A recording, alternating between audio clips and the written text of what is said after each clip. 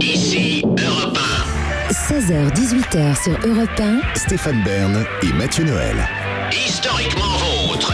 Tous les jours, dès 16h, Historiquement Vôtre vous raconte l'histoire sans se la raconter. Elle nous raconte des histoires en prenant toujours le temps. C'est Clémentine Portier-Kaltenbach.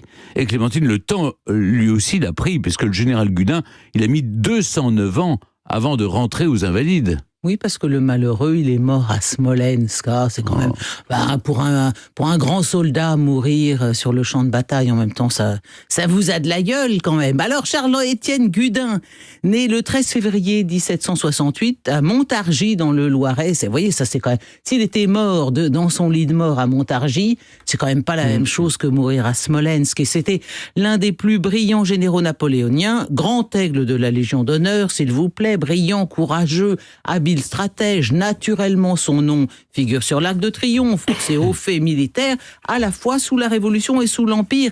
Et il connaissait très bien Napoléon. Ces deux hommes s'entendaient bien parce qu'ils avaient été ensemble à l'école militaire de Brienne. Et ils avaient tout à fait le même âge. Gudin était donc de 68 et Napoléon de...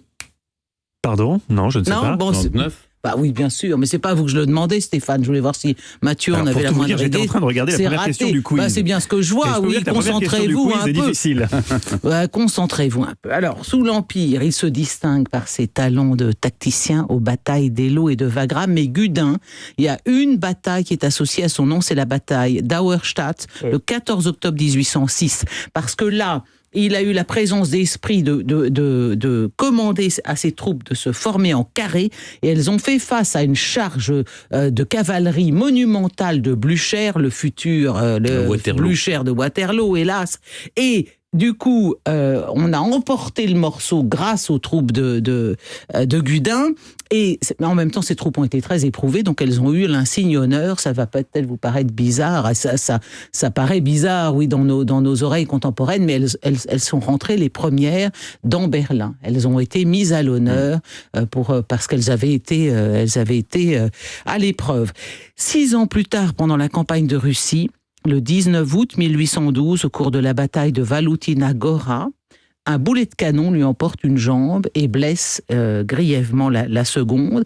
L'empereur va se rendre à son chevet parce que c'était vraiment... Il a été présent pour les morts de ceux qu'il chérissait, et malheureusement la gangrène a gagné la plaie, et Gudin est mort 3 jours plus tard, le 22 août 1812. Il avait 44 ans.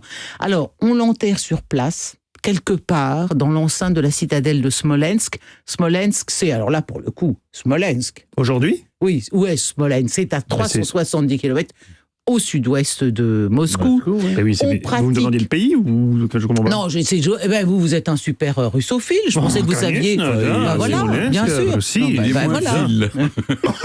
C'est dans les temps. Attendez-vous. Il y en a un qui va démarrer le quiz avec Alors, enfant. du coup, on l'enterre sur place, si vous voulez, mais quand même, on pratique l'exérèse de son cœur pour l'envoyer à sa famille. Donc, le cœur. C'est la moindre des choses. Voilà. Donc, mais ça se pratiquait beaucoup à l'époque. Donc, son cœur est au Père-Lachaise. Bon, le reste de la dépouille reste là-bas.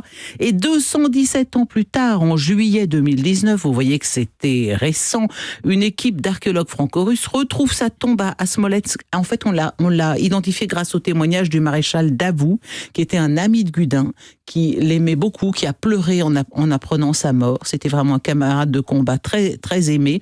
Et c'est lui qui avait été chargé par l'empereur d'organiser ses funérailles, et il a fait une sorte de mausolée de fortune avec 4 petits affûts de canon pointés vers le ciel. Et donc on a identifié la dépouille, pas seulement à ça, parce qu'évidemment Elle était où cette dépouille ? Alors on l'a retrouvée. Aujourd'hui, c'est un jardin public à Smolensk, et il y a une sorte de piste de danse d'été, et la dépouille était là-dessous, et on l'a identifiée notamment grâce à ce récit d'Avou qui disait approximativement où elle était. Et donc on avait construit quelque chose par-dessus. Oui. Ça a gêné personne. Non, mais par-dessus, mais qui restait quand même sous terre, voyez-vous. On avait mis le cercueil en terre, et sur les côtés, pour former comme une sorte de mausolée, on avait mis 4 affûts de canons, mais qui sont des petits canons, qui ne sont pas des gros machins. Ça sortait de terre quand même. Ah non, je pense pas que ça sortait de terre. Non, ça sortait pas de terre. Et comment alors on est tombé dessus ? Eh ben parce que Davout avait décrit précisément par rapport à au plan de la forteresse où il avait été mis en terre.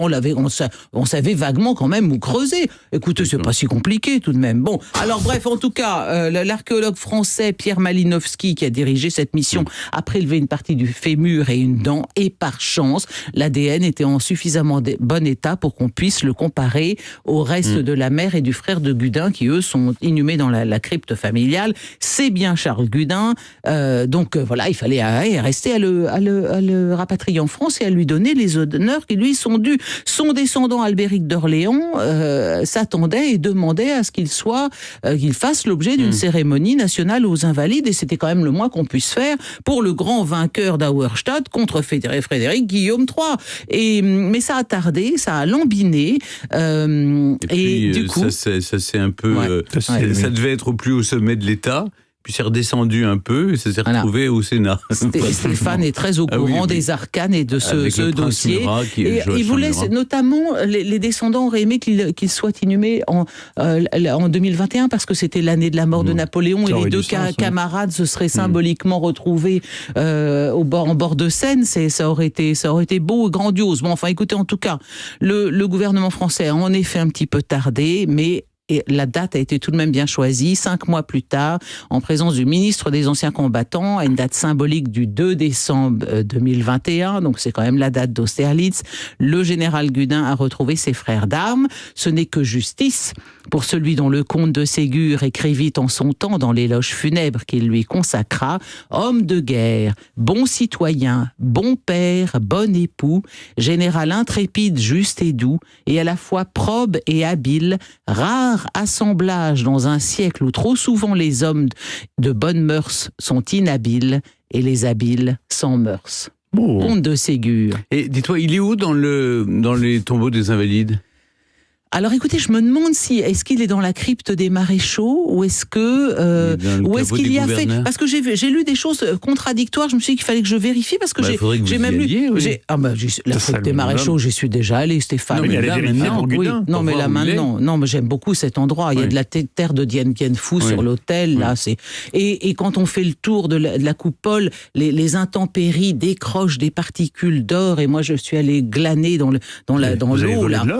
Il y a 12 kilos d'or en feuilles d'or sur le dôme des Invalides. C'est bon à savoir. Et la pluie, le mauvais temps, les pigeons décrochent ça. Et il y a aussi un truc incroyable, c'est la trappe à Saint-Esprit dans la... Qu'est-ce que c'est beau. Ah non, ça vaut le détour. Non, mais vous avez raison, je vais aller vérifier exactement. Parce que moi, je pense que le plus logique, c'est qu'il soit dans la crypte des maréchaux.